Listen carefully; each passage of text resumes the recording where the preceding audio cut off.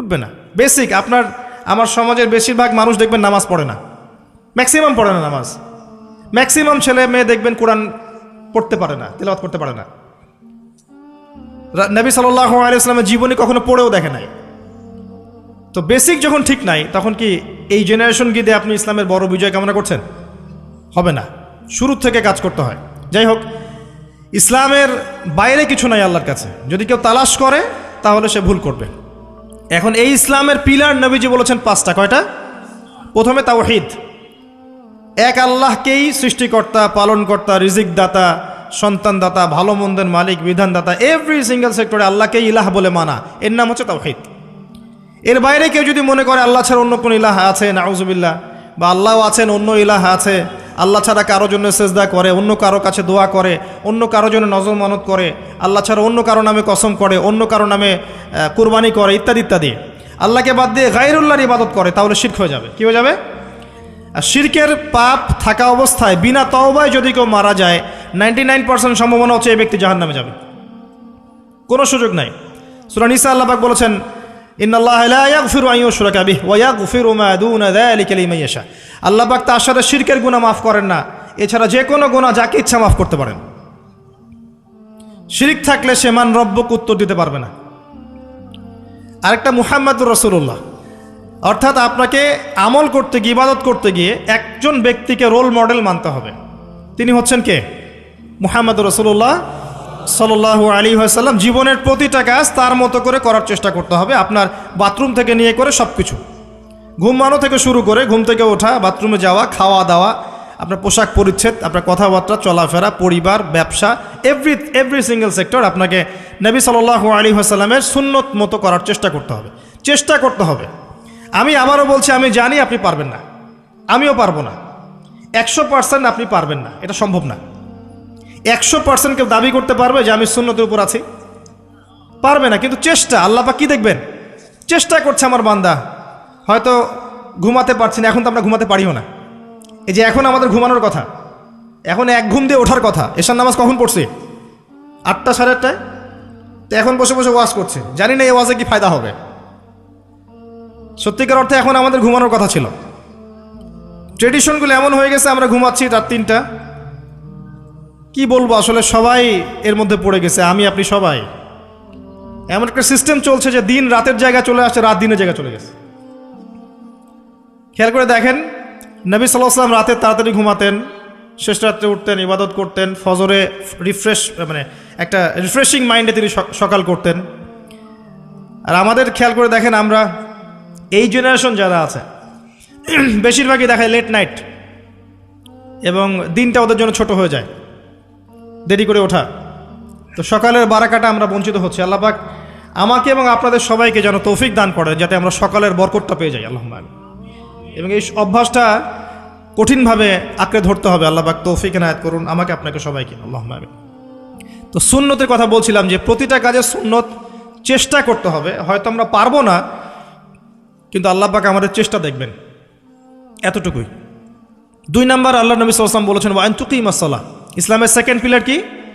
সালাত। 5 ওয়াক্ত সালাত আদায় করার চেষ্টা করতে হবে না, নিজের উপর আবশ্যক করে নিতে হবে। আপনি যাই করেন, আমার কথা শোনেন, আপনি যাই করেন, যত পাপই করেন না কেন, নামাজটা ছাড়েন না। নামাজটাই আপনাকে ইনশাআল্লাহ পাপ থেকে দূরে রাখবেই ইনশাআল্লাহ। যে ব্যক্তি নামাজ পড়ে তার মধ্যে একটা মনের মধ্যে একটা ভয় কাজ করে যে আমি নামাজ পড়লাম, কিভাবে ঘুষ নিব? নামাজটা পড়লাম, কেন সুদ খাবো? নামাজ পড়লাম, কেন মানুষকে ঠকাবো? তার মনের ভিতর কিন্তু একটা একটা নকিং হবেই। ইন্না সালাতা তানহা আনিল ফাহশাই ওয়াল মুনকার। সালাত আপনাকে সমস্ত অশ্লীল এবং গর্হিত কাজ থেকে বিরত রাখবে ইনশাআল্লাহ। নামাজটা ছাড়েন না, যত পাপ করছেন করেন, আমি বলি নামাজ ছাড়েন না। ইনশাআল্লাহ একদিন নামাজই আপনাকে পাপ থেকে বের করে আনবে ইনশাআল্লাহ। আর শয়তান আপনাকে হতাশ করতে চাইবে, শয়তান আপনাকে হতাশ করতে চাইবে যে তুই তো গার্লফ্রেন্ডের সাথে কথা বললি, রাতের বেলা পর্ন দেখলি, তুই তো ফ্রি মিক্সিংয়ে আছিস, তুই মাদকদ্রব্য খাচ্ছিস, তুই কাজে ফাঁকি মারিস, তুই ট্যাক্স আদায় করিস নাই, দুর্নীতি করছিস, তুই আবার নামাজ পড়বি কেন? শয়তান আপনাকে এগুলো বোঝাবে কিন্তু, যে নামাজ তো আমার শোভা পায় না, আমি তো অনেক পাপী মানুষ। এই ধোকায় পা দিবেন না। আপনি নামাজ কন্টিনিউ করতে থাকেন, ইনশাল্লাহ আল্লাহ পাক আপনাকে পাপ থেকে বের করে আনবেন ইনশাল্লাহ। ওই নামাজটা যদি ছেড়ে দেন তাহলে আর কোনো হাতিয়ার বাকি থাকবে না। আর আপনি যত পাপ করেন না কেন মায়ুস হবেন না, মন ছোট করবেন না। আপনার একটা সেজদা, যে সেজদা আপনি চোখের পানি ঢেলে দিয়েছেন আল্লাহর কাছে, যে আল্লাহ আমার ভুলগুলো তুমি মাফ করে দাও, আমার তওবা তুমি কবুল করো, ইনশাল্লাহ দেখবেন ওই একটা সেজদা যদি কবুল হয়ে যায় আল্লাহ পাক আপনার সব গুনাহ মাফ করে দিবেন ইনশাল্লাহ। হতাশ হবেন না। শয়তান হতাশ করতে চাইবে মানুষকে, শয়তান মানুষকে হতাশ করতে চাইবে।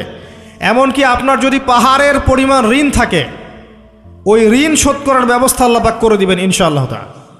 হতাশ হবেন না, নামাজ ছাড়েন না। আর আমি একটা কথা বারবার বলেছি, আবারও বলছি যে চলমান যে 3G 4G নামাজগুলো চলছে এগুলো থেকে নিজেকে দূরে রাখবে। সব এখন ডিজিটাল, নামাজও ডিজিটাল। দেখা যায় যে 5 মিনিটের মধ্যে 4 রাকাত নামাজ শেষ মাশাআল্লাহ। ইমাম সাহেব যদি 10 মিনিট পড়ায় দেয় তাহলে তো তার চাকরি নট। বোঝেন না এত তারা, আমার সময় নাই, আমরা ব্যস্ত মানুষ, এত সময় লাগে নামাজ পড়তে? ইমাম সাহেবকে বলছে,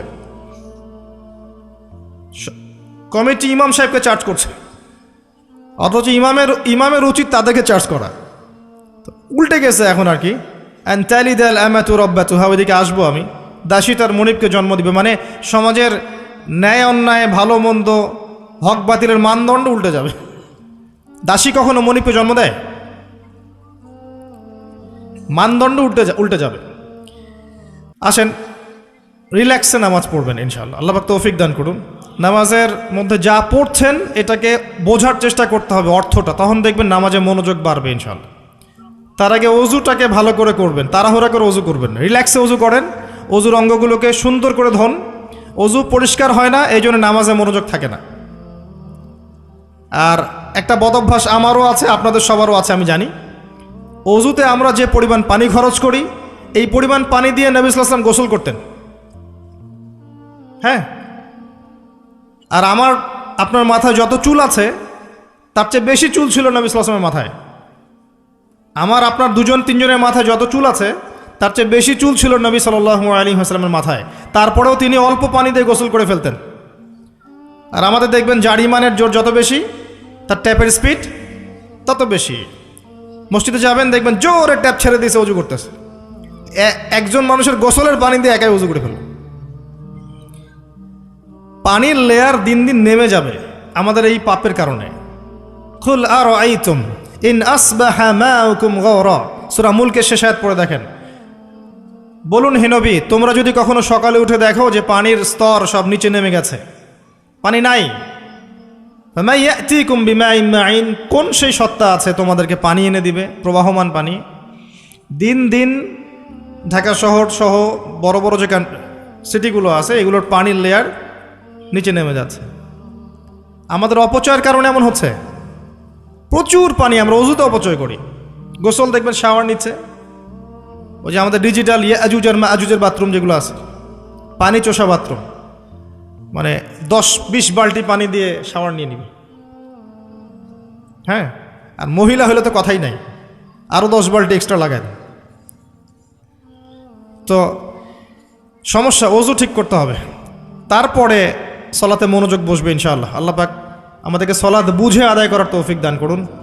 মনোযোগ চলে যাবে, যাওয়া আসা করবে, মনোযোগ যাওয়া আসা করবেই, কিন্তু মনোযোগ ধরে রাখার চেষ্টা করতে হবে ইনশাআল্লাহ তাআলা। আল্লাহ পাক যদি ইহসান দান করেন মনোযোগ বাড়বে ইনশাআল্লাহ আযজা ওয়া জাল।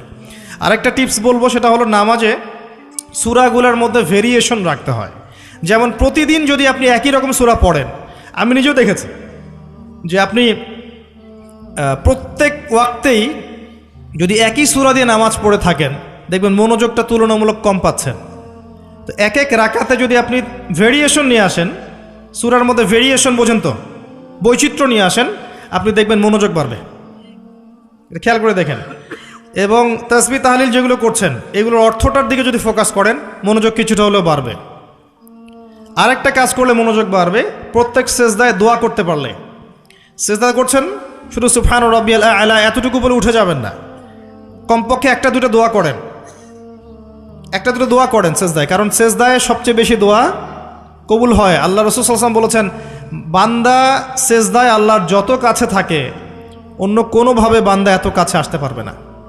এবং এখানে তোমরা বেশি বেশি দোয়া করো, নবী সাল্লাল্লাহু আলাইহি ওয়াসাল্লাম বেশি বেশি দোয়া করতে বলেছেন। দোয়ার জন্যে হুজুর ডেকে এত খাওয়ানোর দরকার নাই, নিজে দোয়া করা শেখেন, নিজে দোয়া করা শেখেন। নিজের বাবার জন্যে, মায়ের জন্যে, আপনার আত্মীয় স্বজনের জন্য, আপনার নিজের জন্যে, আপনার স্ত্রী সন্তানের জন্যে, সমাজের জন্যে, উম্মার জন্য, দেশের জন্য আপনি দোয়া করতে শেখেন। আপনার একটা প্রয়োজন, এই প্রয়োজনটাকে আমি বুঝতে পারবো, ওই আবেগটাকে আমার আসবে। আপনার যেটা প্রয়োজন, আপনার আবেগ আপনার আসবে। আপনার সন্তান অসুস্থ, আমি কি বুঝবো সেই ফিলিংসটা কেমন? আপনি বুঝবেন সেই ফিলিংসটা কেমন। অতএব নিজে আল্লাহর সাথে সম্পর্ক করেন। আর আপনি নিজেকে এত ছোট কেন মনে করছেন? আপনিও আল্লাহর সেই বান্দা, যে বান্দা আমি, যে বান্দা আর 10 জন মানুষ। আল্লাহ পাক আপনাকেও ভালোবাসেন, আল্লাহ পাক অবশ্যই আপনাকে ভালোবাসেন। জীবনের দীর্ঘ সময় পর্যন্ত আপনি আল্লাহকে ডাকেন নাই, আল্লাহ আপনাকে ফেলে দেয় নাই। আল্লাহ আপনাকে খাওয়ান, এখনো পরান, বাঁচিয়ে রেখেছেন। আল্লাহ নিয়ামত দিয়েছেন। আল্লাহ আপনাকে ভালো না বাসলে এমনি করেন? আল্লাহ পাক অপেক্ষা করছেন কবে খালি আপনি আসবেন আল্লাহর কাছে, এসে বলবেন আস্তাগফিরুল্লাহ ওয়া আতুবু ইলাইহি। আল্লাহ পাক অপেক্ষা করে বসে আছেন আপনার জন্য। আপনি কোথায় যাচ্ছেন? ফাআইনা তাযহাবুন। আল্লাহ পাক বলেছেন ফাআইনা তাযহাবুন, কোথায় যাচ্ছ তোমরা? কোথায় যাচ্ছেন? টাকার পিছনে, বাড়ি গাড়ি, স্ট্যাটাস, স্ত্রী সন্তান, ভোগবিলাসের পিছনে? আল্লাহ অপেক্ষা করছেন আপনার জন্য।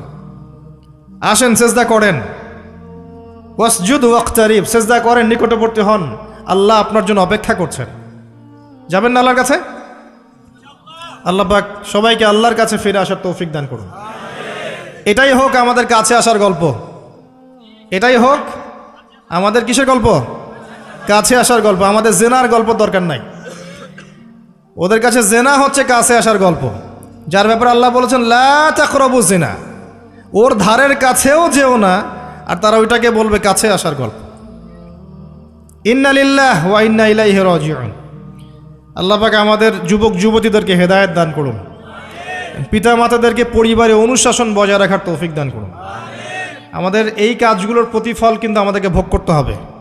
আমাদের মেয়েদের, আমাদের ছেলেদের, তাদেরকে আমরা কিভাবে বড় করছি এটার হিসেব কিন্তু আমাদেরকে চুকিয়ে দিতেই হবে।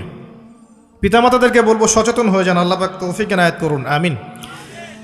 আর যারা ওই পথে চলে গেছেন তাদের উদ্দেশ্যে একটা কথা বলবো, সেটা হচ্ছে যে এটা একটা মোহ, একটা ভ্রম। বাস্তবতা হচ্ছে যে আপনাকে প্রতিশ্রুতি দিচ্ছে সে আপনাকে অনেক ভালোবাসে, আদতে সে আপনাকে ভালোবাসে না। আদতে সে আপনার অবস্থানকে ভালোবাসে। আপনি আজ হোক আর কাল হোক এটা বুঝতে পারবেন যে সে আপনাকে ভালোবাসে না, আপনার অবস্থানকে ভালোবাসে। আপনার অবস্থান যদি ভালো থাকে সে আপনাকে ভালোবাসবে, অবস্থান ভালো না থাকলে ভালোবাসবে না। একইভাবে আপনি একটা মেয়ের কাছে যে ভোগবিলাস চাচ্ছেন, একটা ছেলে একটা গায়রে মাহরাম মেয়ের সাথে ফ্রি মিক্সিং করলে তার একটাই উদ্দেশ্য থাকে, সেই মেয়েটাকে ভোগ করা। সুযোগ পেলেই সে মেয়েটাকে ভোগ করে ফেলবে। আর একইভাবে এই মেয়েও দেখবেন আপনার যতটুকু সামর্থ্য আছে, অর্থবিত্ত যা যা আছে, এটাকে সে ইউজ করার চেষ্টা করছে তার স্বার্থে। বাস্তবিক অর্থে দুজন দুজনকে ভালোবাসে না মোটেই, দুজন দুজনের স্বার্থকে ভালোবাসে। ভালোবাসা আল্লাহর পক্ষ থেকে আসে। কখন আসবে? যখন আপনি হালালের উপর থাকবেন, যখন আপনি বিয়ে করবেন হালালভাবে। অচেনা একটা মেয়ের প্রতি দেখবেন আল্লাহ পাক এমন ডিভাইন একটা লাভ দিয়ে দিবেন, ওয়াজআলা বাইনাকুম মাওয়াদ্দাতা ওয়া রাহমা। আল্লাহ পাক তার পক্ষ থেকে উভয়ের মাঝখানে হৃদ্যতা, ভালোবাসা, মহব্বত দান করবেন। বলেন সুবহানাল্লাহ। এটা ডিভাইন, আল্লাহর পক্ষ থেকে আসবে, ঐশ্বরিক। আর বাকিটা হচ্ছে পৈশাচিক, শয়তানি, প্রবৃত্তির দাসত্ব, ভোগবাদী। এগুলো খেয়াল রাখবেন। এতে করে যা হবে, আপনি একবার আপনার ইজ্জত হারায় ফেললে কখনো ফিরে পাবেন না। অদ্ভুত বিষয়, মানে এই বিষয়গুলোকে আমরা কিছু মনেই করি না। এখন আমরা কিন্তু কিছু মনেই করি না, মনে করি এটা একটা মানে সোশ্যাল কালচার। গার্লফ্রেন্ড বয়ফ্রেন্ড থাকবে, একটা সোশ্যাল কালচার। এভাবে যে কত ছেলে কত মেয়ে, লক্ষ লক্ষ কোটি কোটি নিত্যদিন জেনা করছে, আল্লাহ ভালো জানে। আল্লাহ পাক আমাদের যুব সমাজকে হেদায়েত করুন, আমিন। আর যে প্রশান্তির জন্য আপনি তার কাছে যাচ্ছেন সেটা তার কাছে নাই। প্রশান্তি আছে কোরআনের কাছে, প্রশান্তি আছে নবীর সুন্নায়, প্রশান্তি আছে আল্লাহর জন্য সেজদায়। তার আল্লাহর জন্য আল্লাহকে স্মরণ করে আপনি কাঁদবেন, প্রশান্তি পাবেন। আল্লাহর জন্য কিছু কাজ করবেন, তার দিনের কোনো খেদমত করবেন, প্রশান্তি পাবেন। আল্লাহর কোরআনের 10টা আয়াত মুখস্থ করেন, মনে এমন শান্তি আসবে যেটা আপনি কোথাও পাবেন না। আমি চ্যালেঞ্জ করে বলছি আপনাকে, আপনি আল্লাহর কিতাবের আজকে গিয়ে 5টা আয়াত মুখস্থ করেন, অর্থটা পড়বেন, কয়েকবার চর্চা করেন, মানুষকে শোনান, আপনি মনে এমন একটা প্রশান্তি পাবেন যেটা পৃথিবীর কোনো জায়গায় পাবেন না। এখানে প্রশান্তি এত এত বেশি মাত্রা আসবে, যার খবর যদি ওই পশ্চিমারা জানতো তাহলে আমার কলিজায় বোম মেরে উড়িয়ে দিত। কথা